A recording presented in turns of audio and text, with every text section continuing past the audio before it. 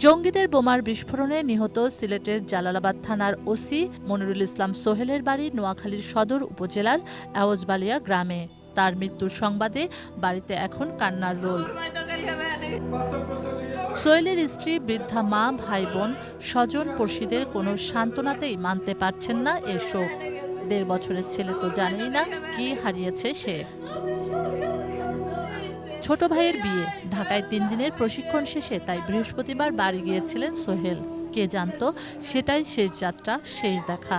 শনিবার ভোরে কর্মস্থল সিলেটে যোগ দিয়ে রাতেই বোমা বিস্ফোরণে মারা গেলেন সোহেল। সহকারী পরিদর্শক হিসেবে ২০০৩ সালে চাকরিতে যোগ দেন মনিরুল ইসলাম সোহেল।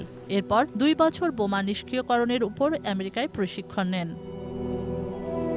বোমা হামলায় নিহত পুলিশের আরেক কর্মকর্তা সুনামগঞ্জ শহরের নতুন পাড়ার বাসিন্দা সিলেট মেট্রোপলিটন পুলিশের সিএসবির সিআইও চৌধুরী মোহাম্মদ আবু কয়সর চৌধুরী দীপু। মৃত্যুর খবর পেয়েই পরিবারের সদস্যরা ছুটে যান সিলেটে। শোকে স্তব্ধ বাড়ি। সে অত্যন্ত ভালো অফিসার ছিল, পুলিশ অফিসার, সৎ অফিসার ছিল। মৃত্যুতে আমরা সুনামগঞ্জবাসী শোকাহত। মুক্তিযুদ্ধের সংগঠক আসাদুর আলী চৌধুরী ও মা হাসনা চৌধুরীর ৮ সন্তানের মধ্যে তৃতীয় আবু কয়সর চৌধুরী দীপু।